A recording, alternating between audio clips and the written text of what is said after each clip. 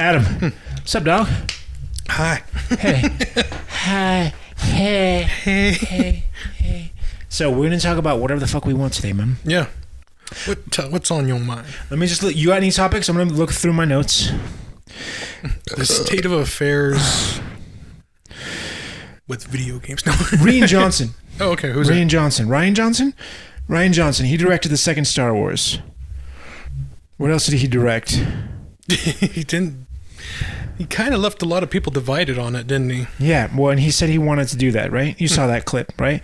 Where he said, if I don't leave people divided, I didn't do a good job. If I don't mess up the whole franchise, I didn't do my job. You saw that, though, right? He said that. He said those words. He said, if I haven't left the franchise divided, then I didn't do a good job. Really? I mean, I'm not sure that I disagree with him on that point. I don't know. Holy shit, he did Looper. Oh, that movie was weird. You ever see that? Good as hell. You liked it? Yeah, he did Breaking Bad. I like this guy. Okay, cool. That's good. I like this guy. So I wanted to talk about Ryan Johnson. Ryan Johnson. Today, Adam, on Splayed, we're talking about Ryan Johnson. He directed Star Wars: The Last Jedi. He also directed Looper and Breaking Bad. Well, the TV show then. Just being a TV director. I'm going to try that again. Hey, Adam. Hey. Today we're talking about Ryan Johnson. Okay. He specifically directed The Last Jedi. Oh, the last Last movie. Jedi. The last movie. No, the second movie. Oh, it was the second one. The one with the ridiculous horse race. Oh, okay, yeah. Well, man, it's been so long I've kind of watched other stuff too. I've kind of moved away, but... So I watched it, and here's... I gotta say something. Yeah. The fan base is divided over Ryan Johnson. I was watching Star Wars Theory, all right? I'm now a fan of Star Wars Theory, but he hates the Ryan Johnson. He hates the new trilogy. And I think a lot of the old traditional fan base does. Yeah. I can see that because they're taking something that was set for them, right? Right. And kind of playing around with it. They don't like that. Anything new. So here's the problem with the original fan base's stance on that, guys. Are you original fan or are you the new fan? I don't know. Here's the hold on, cut for a second. There's a cut there. Cut. Here's the issue with George Lucas. He's an incredible universe builder. Mm-hmm. He's incredibly good at plotty stuff. X happens, then Y happens, then Z happens. That is true. He is very... He tends to overdo stuff though, because I'll take for an example the scene where the alien is shooting at Han Solo in the bar. Yeah, he's re-edited that same scene like thousands of times. Yeah, and he's added more to it, and it's like don't even get me started about the scene in Jabba's palace. Mm-hmm. In what is it, Return of the Jedi, where they go to rescue Han. Oh, yeah.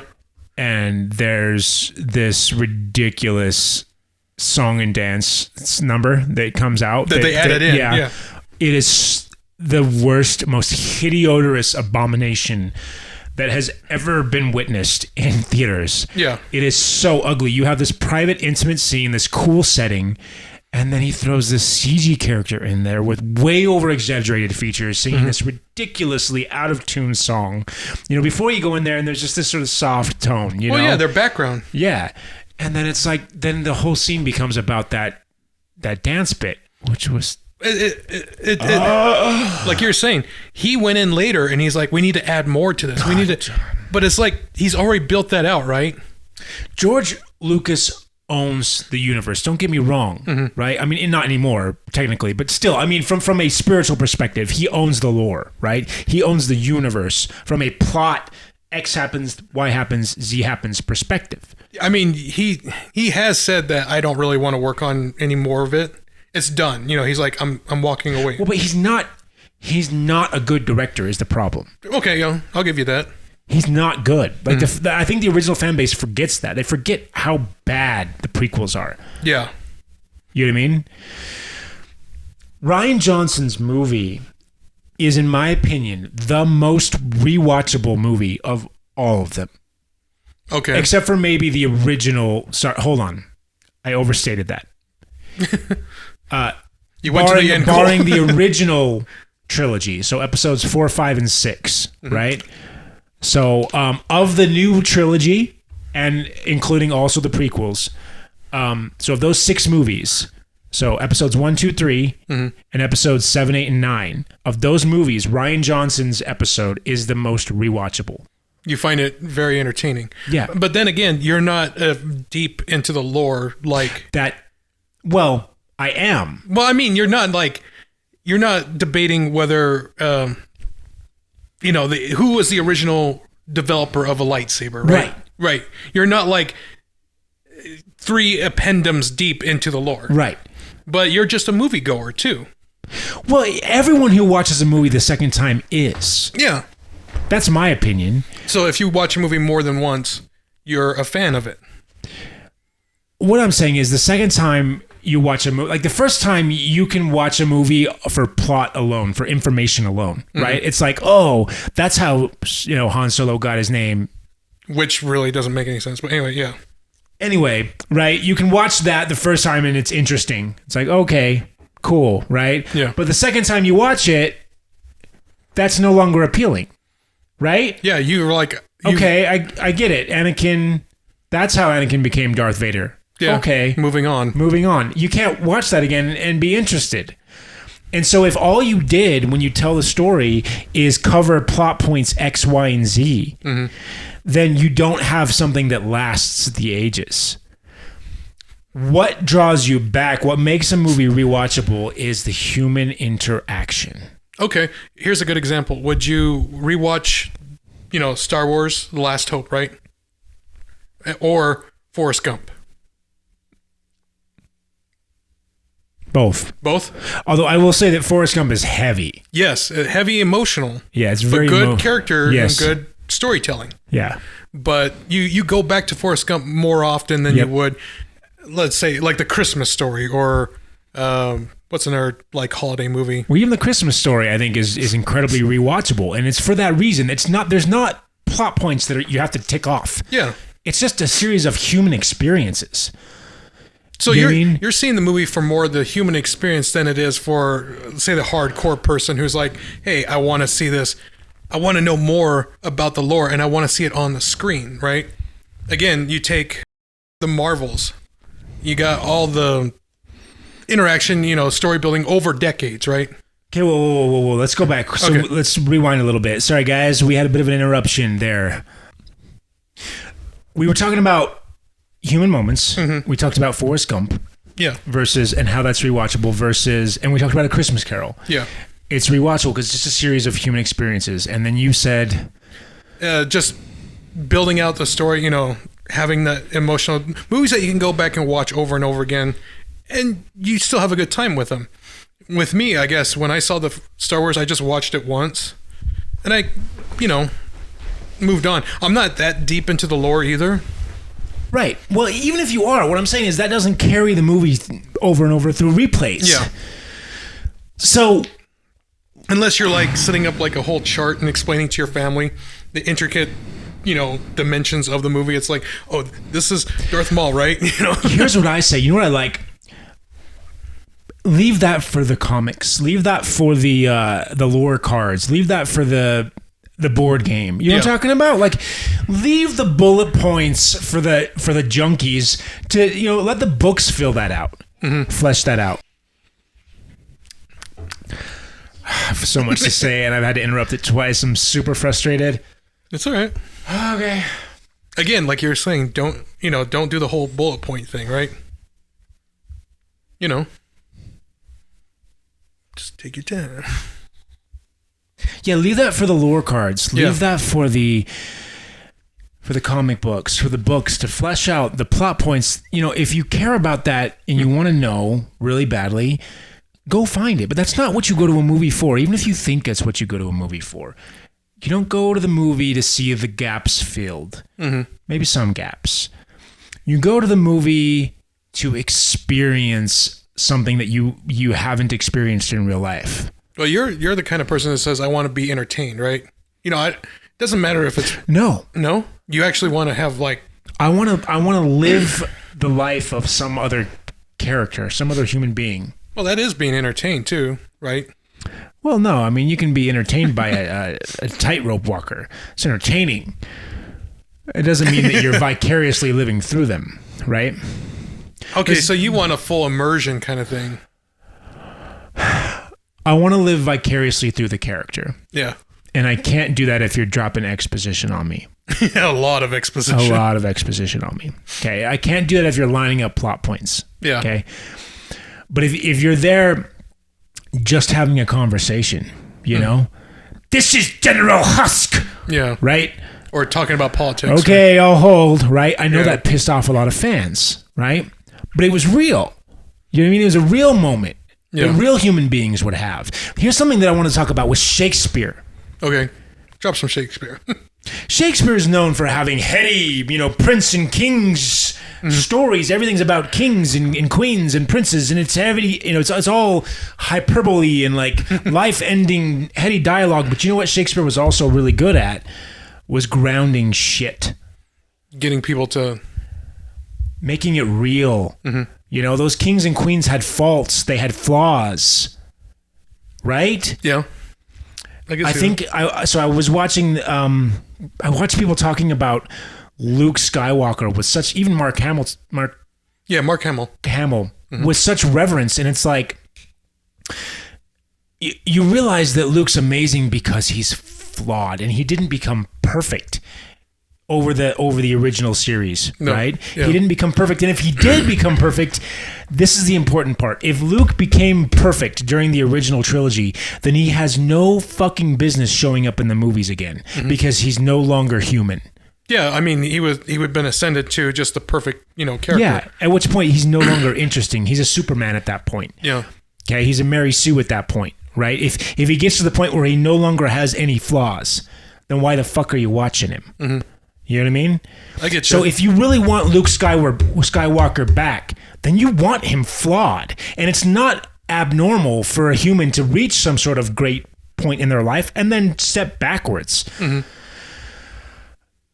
have a lot more to say on that, but I've done a massive monologue. Yeah.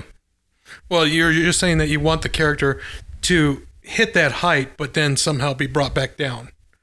If you're going to include him in the story again, you got to break his knees. Well, if you're going to take it, the classic example would be Superman, right? Okay. He's the Superman and everything, and they're like, well, here's his flaw. He's weak to kryptonite. He's an alien on another world. He has the strength, he has all the charisma, all this other stuff. But what does he actually do with it, right? He saves a few people here and there. He keeps Metropolis. It's not really what he does with it that bothers me with Superman. The reason Superman doesn't work, it's not about what he does. It's what he doesn't do? Maybe. Yeah. He has no vices. Yeah, that's the thing, like they say, I don't trust someone who doesn't have a dark side, right? So, yeah. That's from the movie. Right? Yeah.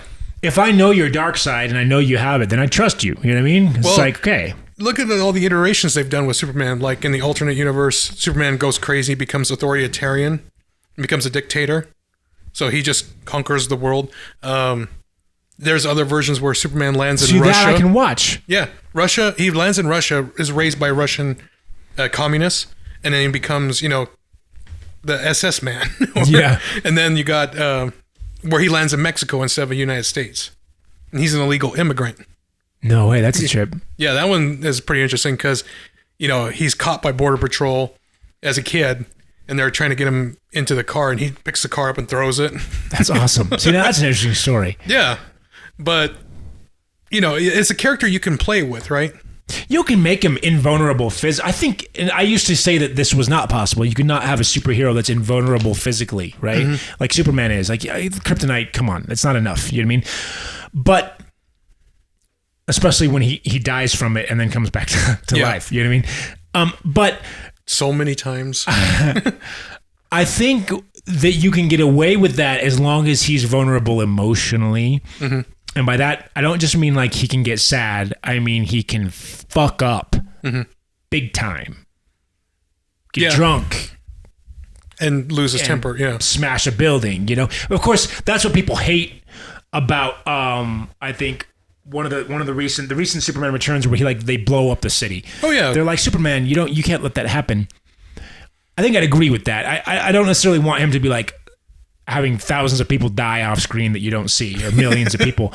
We just don't talk about it. We just don't talk about it, and it's just okay. I agree with that. If you're going to kill people off screen, like, you need to let the audience sort of be aware of that. Mm-hmm. That they're actually showing the aftermath, the consequences. But, and that's a lot of what the movie Zack Snyder tried to cram into in like 3 and 4 minutes, right? Right. The audience can't digest it that fast, even if you showed it to them.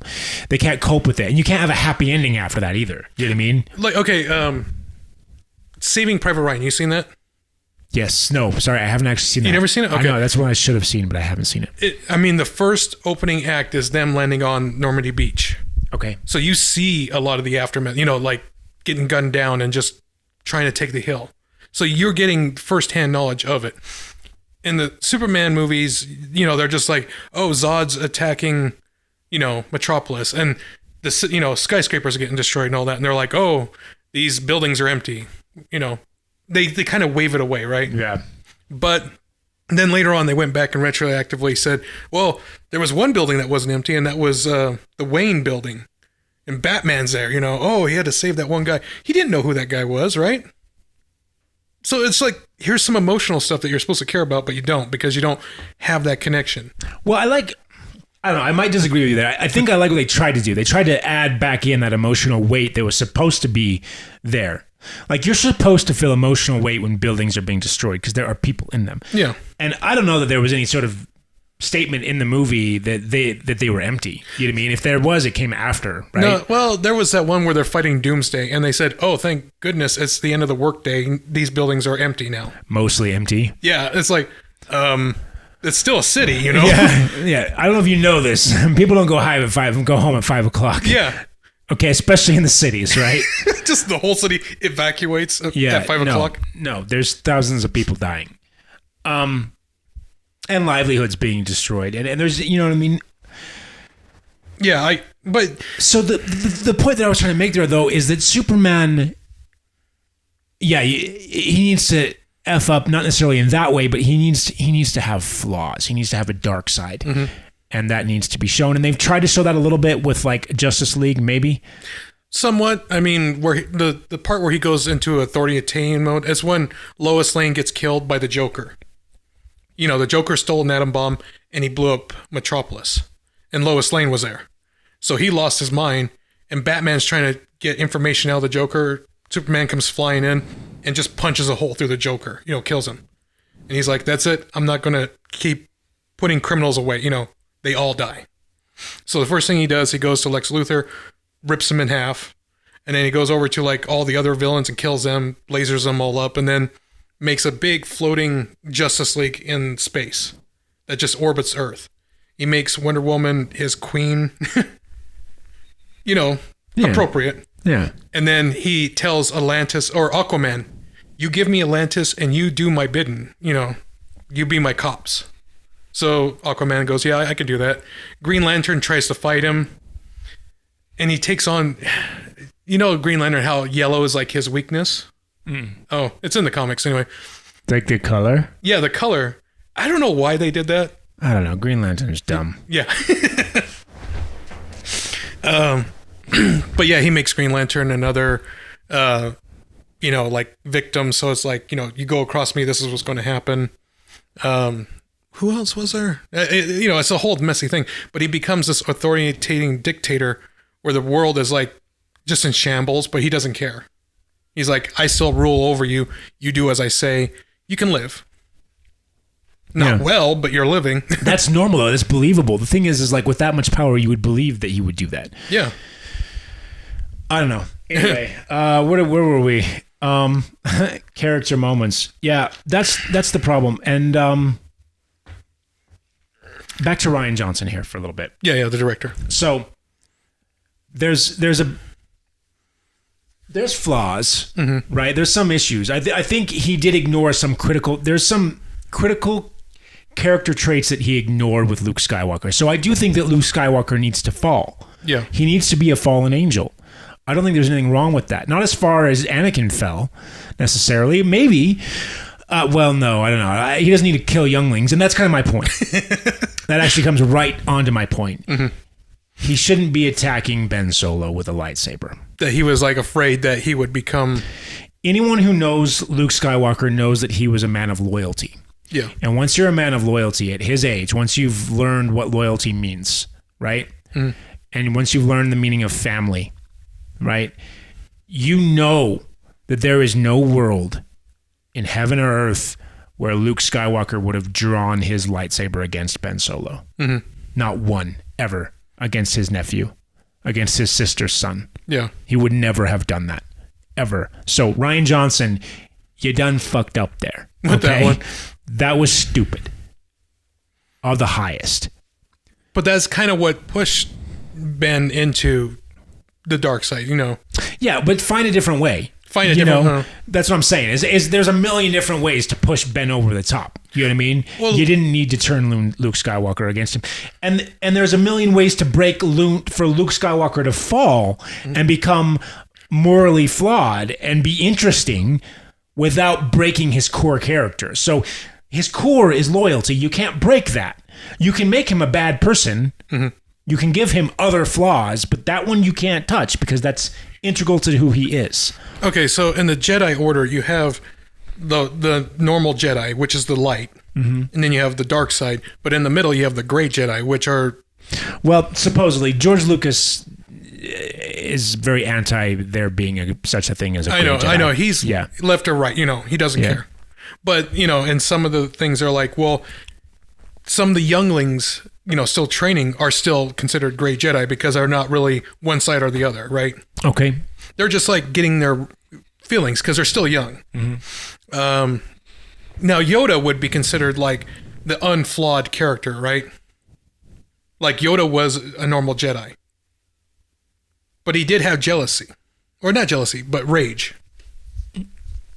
You know, fighting, what was his name? Count Dooku? Did he have rage? He went after that one Jedi. Remember they had that battle? I can't remember what... Was it Dooku? Or was it someone else? And I'm not saying he never experienced rage, you know, but I'm just saying that... They never really showed anything more about him, you know. In the movie, by the time the movies came out, even the prequels, I think Yoda was beyond rage at that point, you know. You think? Yeah, I think he'd mastered himself at that point. So he was all pure just Jedi then? Yeah. You know, he was the light. I think so.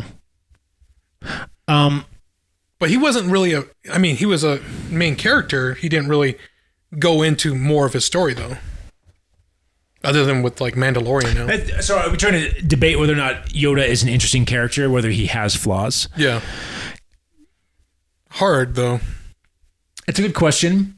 I'm not really ready to debate that right now. I don't know. I'm not ready. I don't see him as a Superman, you know, But I don't.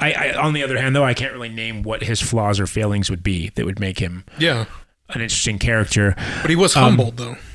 But on the other hand, you know, if he is sort of one-dimensional, he's also not necessarily a main character. He's not a primary, you know, character. Obviously, your primary characters need to be multidimensional. They need to have depth. He's just a picture of. God in the sky, you know, it's like he's just there, right? He can add color and accents, you know, in that way, but if he's going to manipulate the story, if he's going to intervene, as soon as God starts intervening in the story, other than just sort of being an accent or a color, when he starts manipulating or changing the story during key moments, then it's a problem, right? But it's okay to have a God that is perfect as long as he stays out. You know what I mean? He minds his own business. You know what I mean?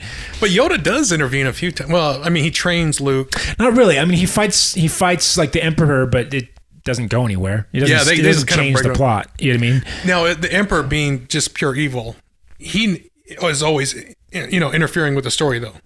Because all his doing is that. Yeah. and you're fighting against him. That's what the main character is doing. And yeah. Oh no, those are just the two extreme sides, right? We have two different sort of discussions going on here, though, and I want to call that out. So we have whether or not a character is interesting based off whether or not they have flaws, and then we have what I originally wanted to talk about a little bit more, which is what makes a movie interesting is human experience, and those are kind of two different topics. Part of human experience is that characters have flaws and those manifest in their engagements with other characters and you get insights into those flaws. I want every scene in a movie to show me something about the character more importantly than I want it to show me something about the plot, about the history of the world. If I want the history of the world, give me a lore book. So you go to the movie theaters and they hand you a book? Yeah, no, I'm serious. I would love to buy a movie theater ticket and then get a lore book and be like, look, if you give a fuck, you know what I mean? If you want to read this. This is how Han Solo got his name. You know what I mean? And then in the movie, just let Han Solo be Han Solo. You know what I mean? I get what you're saying. You want more characters that are relatable with, that you can actually put yourself almost in their shoes. Yeah, I mean, I just, every line of dialogue needs to be devoted to showing me something about that character and not showing me something about the plot. And I think that's where Rian Johnson is much stronger than George Lucas. And I think that's why there's some episodes of The Mandalorian that are really strong. You have someone like Dave Filoni, who is incredibly good, like George Lucas, at universe building, and he's true to the spirit of George Lucas. He has the fan base's respect for doing the Clone Wars. So you have someone like him working in The Mandalorian to make sure that the plot points line up, that the universe, the lore is, and there's nothing wrong with lore. It's interesting. It's just that I don't want it in my movie, other than maybe hinted at or accented, right? Drop lore hints in the movie that I then have to go look up online. That's fun. But don't shove it down my throat. Well, and so you take someone like George Filoni or George Lucas, Dave Filoni or George Lucas, and you pair them with an incredible director like Rian Johnson. And I think then you have a match made in heaven. Like, I would love to see a movie where it's like Rian Johnson directing, but George Lucas guiding on sort of like the lore and the backstory. That would be producing, but it's interesting though, because it's like you're saying, I just want to be hinted at certain things where I was like, I'm not really sure. I better go look that up, Yeah, because it's is nice. It's like sugar on a cake. Lore is it's like sugar on a cake, man. It's like, I don't know, man. It's like frosting or whatever. Yeah, the frosting. That's a bad example. It's like salt. It's like salt. That's a better example. It's like salt. You know what I mean? Like a little bit of salt is essential. You know what I mean? But if you just eat salt, you're gonna vomit. You know what I mean? If your movie's nothing but salt, then yeah. The meat and potatoes is the human experience, and if you don't have that, then you have the prequel trilogy, and you got salt. And that's it. There were some moments. Don't get me wrong. It's not like the prequels are completely devoid of those discussions. There are. I've watched them again multiple times recently. There's moments. There's moments there where it's where the dialogue is allowed to be.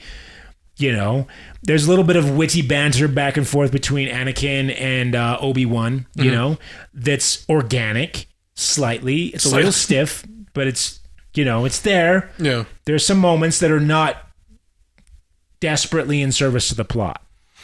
The Obi-Wan back and forth with Anakin, he kind of was like, go away. All right, Anakin, we're going to go here now. We're going to go do this. We're going to go over here. Listen to me now, Anakin, Yeah. Very condescending Obi-Wan. Right. Anakin going, I don't want to. Yeah. I want to be a Jedi. But those were the moments that were okay. But there was so much and part of the problem is there was so much lore. There was so much that he wanted to pack into those movies. Yeah. As far as like checklists of like this has to happen and this has to happen, which means that like in any given scene, you've got to add X, Y, and Z information into that scene, which means some character has to say it, which means exposition. It means plot dump. It means just, you know what I mean? It means I'm reading you a lore book instead of me and you having a conversation. I mean, yeah, a lot of movies do go into a lot of exposition where they're just telling you stuff that you don't really need to know. Right. But, sometimes like you're saying, you hint at it and you move on. You just keep the movie going. But then there's the movies that don't even do anything with the lore. You know, they just have what they think are good exposition moments, or not exposition, but character moments. But the characters aren't really doing what you would think. Well, I'm trying to Yeah, if the character's inconsistent, that's a problem too. And that's where I think Rian Johnson fails. Because I think Rian Johnson does amazing character work. Especially, I mean, he did Breaking Bad, right? Mm-hmm. He did Looper. It's amazing, right? He's done these amazing, amazing movies. And I think, again, from a rewatchability standpoint, The Last Jedi stands apart. But he broke some core concepts of the character. So it's like you can show a good conversation, right, between two human beings. But if then in the next scene, one or the other of the characters are different than they were in the scene before, if you've broken that consistency. Yeah. Another example is Luke Skywalker not showing up, and this has been called out by the fans, right? Not showing up in person. I'm sorry. But fuck off, Ryan. What the fuck? No. Anyway, so you were saying we lost the camera, if you haven't noticed. But you're saying Luke Skywalker doesn't show up? Yeah, so what I'm saying is so Luke Skywalker didn't show up in person to save the rebels at the end, or even see Leia, or to confront Ben. And you could say, well, he's not a coward. He was going to get, it took his life to do it. But that's not the point. You don't phone it in. Okay, you don't Zoom call your way into The Last Jedi. Okay, the ghost coming back as a Zoom call. Yeah. A little do. The hell? They're sitting there with Ben Solo, and then all of a sudden, like a big screen comes up, and it's Zoom. Yeah, Luke Skywalker, Obi-Wan, and Yoda calling. Ben, don't answer. Stop, Ben. Just a little Zoom chime going off, and he's like, click. That's what he did, basically. And that was a miss. So, Luke would never, ever, ever, ever raise his lightsaber against Ben Solo. Would not. I would say we toss that out. That is not lore. That wouldn't have happened. That's not in character. He would not have phoned in his confrontation of Ben Solo. Come the fuck on, Ryan. You know? Well, okay. The whole thing about him wanting, going to stop Ben, or, remember back when Anakin was like, I have to find a way to save Padme, and he was so, brought up with that. Did you find that as a compelling character development, that he was so obstruct with the vision of his future wife dying, right? I thought that was a believable motivation, yeah. Yeah, and that was the Emperor's fault, though, because the Emperor was clouding everyone's mind. Okay. That's the part of the Phantom Menace. They're like, oh, we don't know why all this trouble's happening.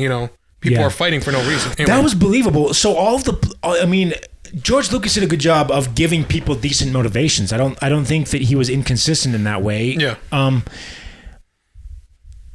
I know, but so my issue is not with that. My issue is that then when it came to actually directing the scene, you know what I mean? He's like, okay, now you got to do this, you got to do this, you got to do this, because you got to cover all this ground. Yeah. It was too much. You either needed to give more movies, or you needed to take some of that out, put it in books, you know what I mean? And give us a few more moments of just human interaction. There's a scene that was... Yeah, go ahead. Sorry. There was a scene that was supposedly cut where Anakin's beating up Greedo. Yeah. He went back and pretty much killed the sand people. Well, no. I mean, like as a kid, young Anakin. Oh, young Anakin. It's like in a fist fight, like on top of Greedo. Hitting him. Greedo. Oh. Yeah, anyway, beating him. Yeah, he was what was he? He was a slave merchant? Yeah, I don't know. Something. Little green dude. So, why wasn't that in there? I think they felt because that it didn't cover any plot points, but it was a real human moment, and it needed to be there. I could see that, but again, Anakin in the young Anakin was all about like, I'm just a kid, I'm a genius. Well, Anakin was, he was a slave, so was his mom. Uh-huh. And, if the slave is beating up the master, he ain't going to survive much longer, right? Oh, he was beating up another slave kid. Oh, another kid. Okay, yeah. I thought you thought he was beating up the master. Anyway, sorry. Yeah, no, he's punching the little green kid. That's like, There was a little green kid there?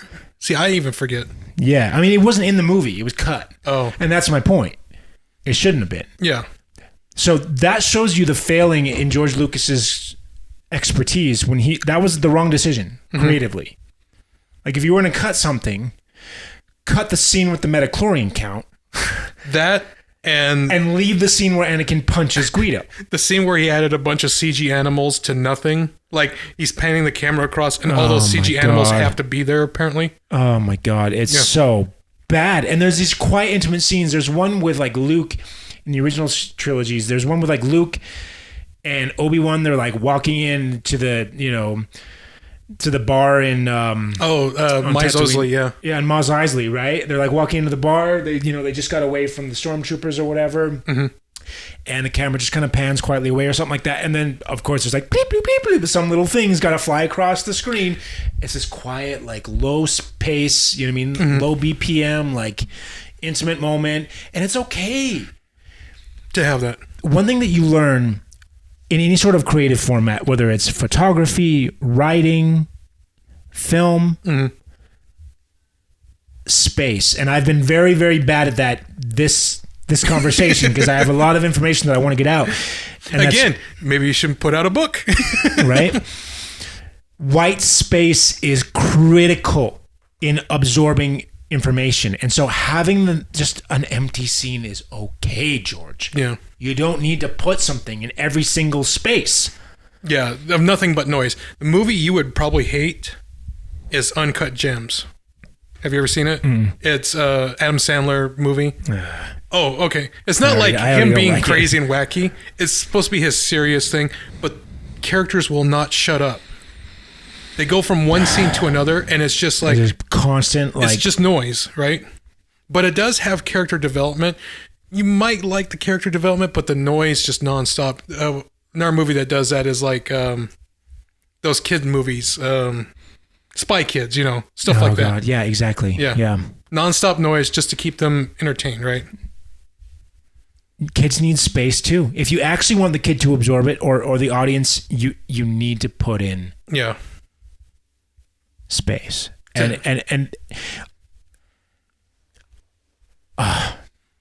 Teen Titans did that too. Anyway, yeah. I'm just glad that I haven't seen it. It's on Cartoon Network, William. Don't tell me where it is. Oh, it's there. I don't want to know. So you're saying good characters is what gets you? I'm saying, no.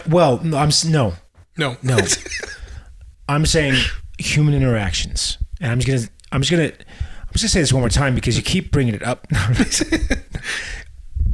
Human interaction and putting yourself in the character's shoes, but making it believable that what they're doing needs to be, is what they would do. Yeah, it needs to be in the moment. It needs to be present. Yeah. It needs to have good pacing and space, and Rian Johnson is a master at that, and people don't give him enough credit. He effed up Luke's character, don't get me wrong, and he deserves to be just smitten for that. But he is a better director, hands down, than George Lucas by an order of magnitude. You watch any Hitchcock stuff? He was a good character developer. Like Bates Motel. You're not really into horror, though. Not really, no. But it's probably good. Oh, I mean, he does a lot of, like you're saying, leave enough space, but just give him tidbits of the character.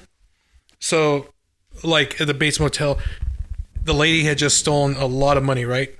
And she's trying to make her way to, I think, California. She stops at the Bates Motel.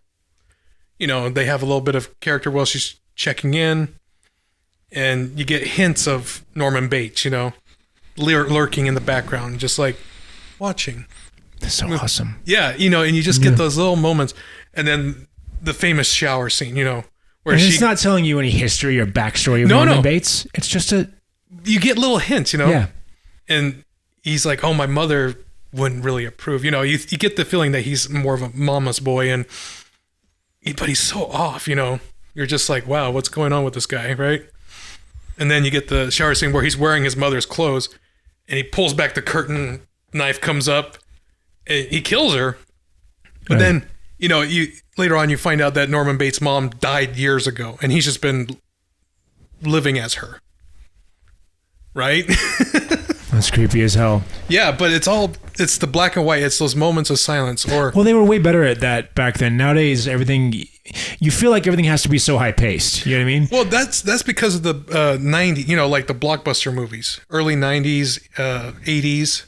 You get those loud movies. Which you can have up tempo. Yeah. But you got to then have moments where you bring the tempo back down. You got to have some space in there. You got to have some balance. You know what I mean? Yeah. But again, blockbuster movies, Armageddon, right? Independence Day. Oh my gosh. I mean, Michael Bay. I do want to see his new movie. He has one about the pandemic.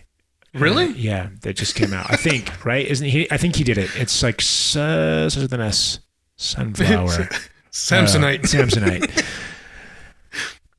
I can't see that. I tried to watch the Ninja Turtles because I want so bad to be a good Ninja for Turtle. it to be good, and it just isn't. It's noise. It's constant lines of dialogue thrown in your face. Here's a meme reference. Here's that. Yeah. I don't know about Michael Bay doing a pandemic movie. But not like human dialogue. It's just random dialogue. Oh, and like when the Shredder comes out and he's just like, I don't like, he doesn't talk at all like it, and he's overdone too. It's like I can't even watch them have a real fight. You know what I mean? Like put a fight choreographer in there and give me a real fight between the Shredder and the Rat. Yeah. Instead of putting like a bajillion knives on him that and make him a walking Cutco. Yeah. Yeah. Okay, so you got those movies, but I think maybe expanding your movie watching a little bit. You try different genres, try whatever. If you don't like it, you can say you don't like it. Everyone's entitled to that, right? Like most people say they don't like Fight Club or they don't like. No, nobody says that. No, people do. Literally nobody has ever said that they don't like Fight Club. You don't read the reviews. Nobody has ever said that. No, people have said they don't like a Fight Club. Don't like a Fight Club. Nobody has ever said that. I've seen people. They're trolling, man. If someone says they don't like Fight Club, they are straight up trolling. Have you seen how many times have you seen Fight Club? Probably a dozen times. Yeah. And I'd watch it again in a minute. Yeah, watch it again. That's not like real moments. You know what I mean? Like what actually happens? He goes insane, right? A guy goes insane, starts a fight club, blows up a building. That's it. He wanted to take everyone back to, zero. The rest is just you getting to watch his insanity. Yeah. That's it. That's what George Lucas needed to do with the prequel trilogies. He needed to be like, okay. Let's combine movies. The only thing that has to happen is Anakin needs to go insane. Okay? Anakin makes up a imaginary friend, which is Obi-Wan. Yeah. And he makes up this whole new religion, which is the Jedi. He thinks he can move things with his mind. He beats up Guido, kills the sand people, goes out into outer space, imagines another little imaginary friend of, Yoda, gets rejected, goes even more crazier. Fight Club, but in space. Hadouken. I don't know. All that had to happen was that he had to go insane. That's the only plot point that you had to check off. That's it. If that, you know what I mean? It's like, well, I have to tell how this happens and how this. No, you don't have to do that.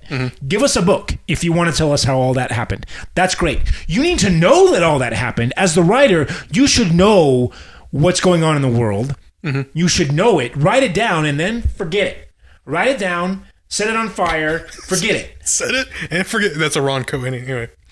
All that actually has to happen in the story is Anakin has to go insane. Okay? That's it. And just go with it. And then just show him being insane. Now, there are free... oh, God. And I'm sorry, but I don't care how much he loves Padme. I've heard it argued that he was weeping when he killed the youngling. I'm sorry. But no. At no point was it established in his character history that he was dark enough to do that. Yeah. That was never justified. It doesn't matter how much he loves Padme. I could not do that. Well, his transformation into the dark side, like killing the younglings and everything, again, they're like saying it was the Emperor who was saying, I can save her, but I'm going to need a favor. Another thing that I hate about that, yeah. Sorry, I just kind of cut you off because I was like in the back of my mind thinking about, yes, The Emperor needed a favor. It's a dark favor. Here's the problem with that. They had the younglings die off screen. Yeah. Here's the problem with that. If you're going to do that, then you better fucking do it. Like, show it. Yeah. If you're going to kill younglings, children, in a movie, okay, don't hide it.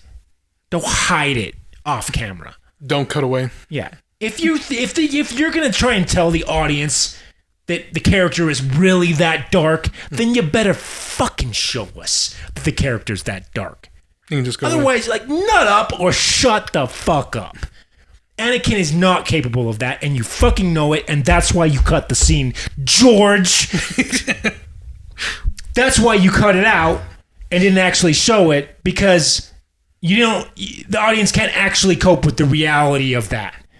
Well, it also would affect the rating too, you know. It'd be too dark for Anakin. He wouldn't be showing up as a ghost in the last scene, redeemed, if the audience had seen him slaughter children. That he wouldn't be able to come back as a Force ghost. The audience wouldn't forgive it if they'd actually seen it. So it's bullshit. The fact that, and the audience knows that subconsciously, it's no longer real. It's disjoint from reality, and the audience can no longer relate. It becomes a fake sequence of bullshit events, because if it had actually happened, there would be no redemption arc. You don't come back from that. Cognitive dissonance, that's what they do that in video games, where the character shoots up, like, so many people, right? But in one cutscene, he's all distraught about one person, he killed. Yeah. But yeah, it's that. Yeah. But it's... I don't know if it's cognitive dissonance. I would say it's cognitive inconsistency or character inconsistency, you know? It's a problem with pacing. It's a problem with spacing.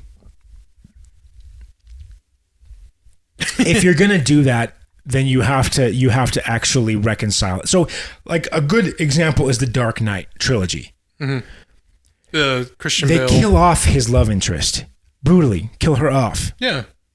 The Harvey Dent. He is broken not only through the rest of that movie, but in the next movie, years, decades later, not just for the character, but the audience has waited 2 or 3 years for this next movie to come out. Yeah. There has been 2 or 3 years of mourning, and he is still shattered.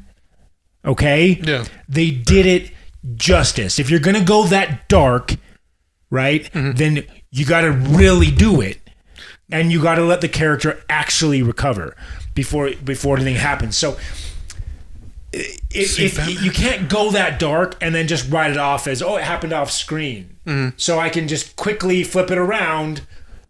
You know what I mean? No. I'm trying to remember the movie. Okay, so I remember she got blown up. Two-Face got made. Yeah. He was in his mansion, right? He was going after her. He saved Two-Face by mistake. Yeah, well, he went after Two-Face, right? But she died. He thought he was going after her. But after that, what was the movie where he was just soaking in the mansion that had Catwoman in it, right? That's the next movie. And he's still just in isolation in his mansion. He's a broken man at that point. And because of that. He had the limp, remember? And he was like, "This is all from fighting crime."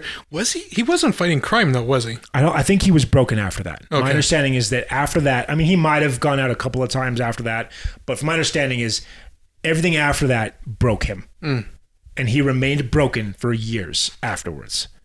Because the way I kind of see it is that he did a little bit more crime fighting. He was still Batman. But he got hurt a lot, so he had the limp and everything. Yeah, but his soul was crushed from that. He wasn't the same. Yeah. And they showed it. They let you see it. You know what I mean?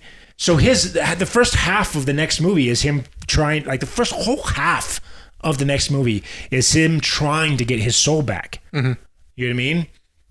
That is the type, that's real. That's good pacing. That means that you went that dark and then you gave it enough time for him to come back from that darkness. Okay? Return of the Jedi to Last Hope, even though it's, a dozen years or whatever, you don't, Return of the Jedi to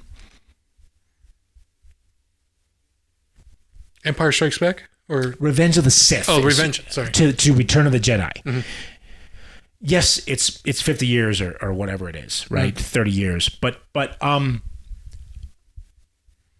but in the audience's mind, the movie's already out. It's like just a few weeks ago or a few days ago, even Anakin was still hugging Padme and loving and nurturing. It's like you don't go that dark, and if you do, you don't get redeemed. Yeah.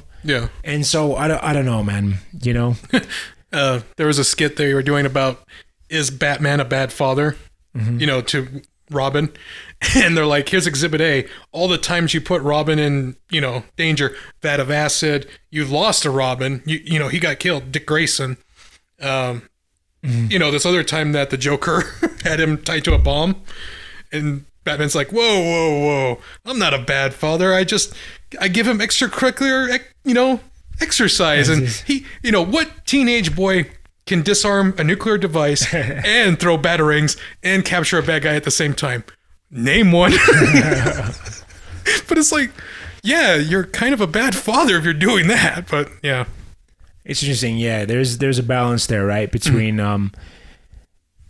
allowing children or mentors, mentees, or whatever, the room to make mistakes, which is how they learn. Yeah. Without, but to being a vigilante, yeah. All right, man, that's pretty heavy. We're low on time right now, so I'd like to do a more lighthearted segment, but I think we're gonna have to call it for this week, and I'll have to see if I can cut that into something interesting. Yeah. There are going to be pacing problems. Yes, because I had a checklist of stuff to cover. Again, you fell victim to what you were just saying. Yeah. We'll see if we can figure it out. All right.